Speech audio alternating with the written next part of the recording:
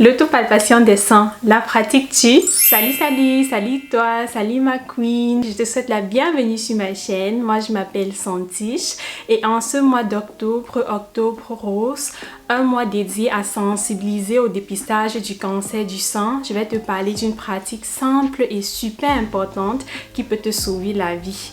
Oui, qui peut vraiment te sauver la vie ou bien du moins sauver la vie à une femme dans ton entourage, un membre de ta famille, une amie, une connaissance. De quelle pratique s'agit-il exactement? Il s'agit tout simplement de l'autopalpation des seins. Déjà, qu'est-ce que c'est exactement l'autopalpation des seins?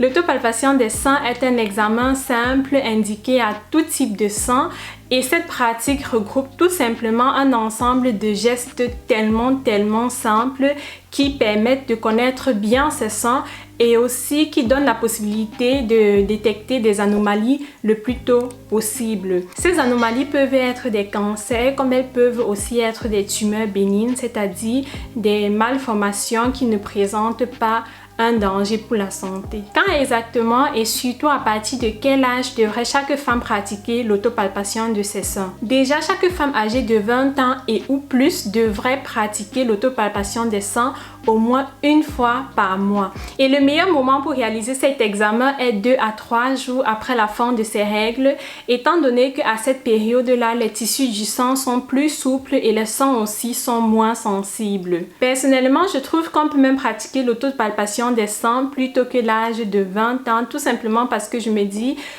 plus tôt on commence, mieux c'est, étant donné qu'on va vite s'habituer et on va aussi le faire régulièrement. Donc pour moi, à partir du moment où une jeune fille a une vie sexuelle active ou pas active, ou bien prend des contraceptions, ça peut déjà être à l'âge de 14 ans, 16 ans, 18 ans, 20 ans, elle devrait vraiment pratiquer l'autopalpation des seins une fois par mois, 2 à 3 jours après la fin de ses règles. Et actuellement, vous vous posez sûrement cette question, et que faire en l'absence des règles? Alors, pour les femmes ménopausées ou bien même pour les femmes enceintes, c'est conseillé de pratiquer l'autopalpation des seins aussi une fois par mois, mais là à une date fixe. C'est-à-dire aujourd'hui, par exemple, nous sommes le 4 octobre, une femme ménopausée ou bien une femme enceinte peut se dire « Je pratique l'autopalpation de mes seins le premier dimanche de chaque mois » ou bien « Je pratique l'autopalpation des seins chaque 7e du mois ». Comment exactement pratiquer l'autopalpation des seins? Alors ma queen, c'est tout simple. Tiens-toi déjà debout devant ton miroir sans t-shirt et aussi sans soutien-gorge. Observe et analyse bien la forme de tes deux seins et vérifie surtout qu'il n'y a rien d'anormal. Par exemple, un liquide qui coule par ton mamelon ou bien même encore du sang. Observe aussi si tu as des crevasses, des fossettes, des plis ou bien même une peau qui pèle, c'est-à-dire une peau d'orange au niveau de tes seins. Après avoir fini avec l'inspection de tes seins, lève ton bras droit. Avec les 3 doigts de la main gauche, palpe le sein droit fermement, attentivement et complètement.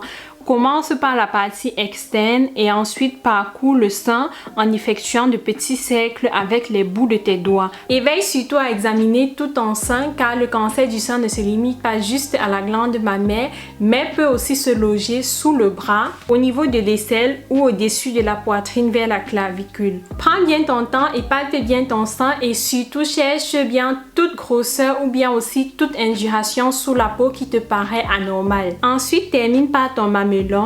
Pour cela, presse délicatement le mamelon et vérifie qu'aucun écoulement ne se produit. Si en pratiquant l'autopalpation de tes seins, tu découvres une boule ou bien un nodule anormal sous ta peau, n'aie pas peur, ne panique pas trop parce que chaque boule dans le sein n'est pas forcément un cancer du sein. Ça peut aussi bien être une tumeur bénigne, c'est-à-dire une tumeur non dangereuse. Alors si tu aimerais bien connaître la différence entre une tumeur bénigne et un cancer, je t'invite tout simplement à regarder la vidéo épinglée là-dessus. Et aussi n'oublie surtout pas que c'est tout à fait normal de sentir de petites boules sous la peau de tes seins en pratiquant l'autopalpation, tout simplement parce que ces boules-là forment l'ensemble du tissu mammaire, c'est-à-dire du tissu des seins.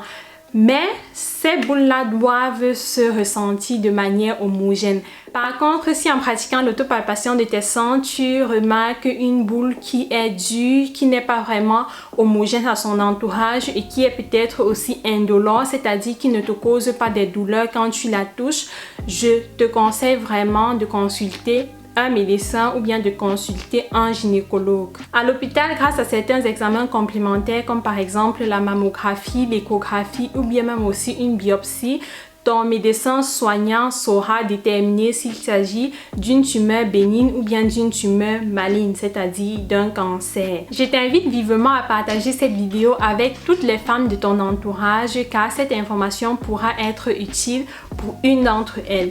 Pratiquer l'autopalpation est super important parce que dis-toi que plus une tumeur maligne est détectée tôt, plus les chances de guérison de ce cancer sont élevées. Donc, vraiment, pratique l'autopalpation, pratiquons ensemble, mais chacun chez soi, l'autopalpation des seins. Dans ma barre de description, tu pourras trouver le lien d'une vidéo qui te montre en 3 minutes comment bien pratiquer l'autopalpation des seins. Et surtout les queens, n'oubliez surtout pas votre examen annuel chez votre gynécologue afin de vérifier que vous êtes en bonne santé, que vos seins se portent bien et que vos organes de reproduction se portent aussi à merveille. Si cette vidéo t'a plu, tu sais quoi faire, lâche-moi tout simplement ton gros pouce bleu, ça m'encourage vraiment beaucoup.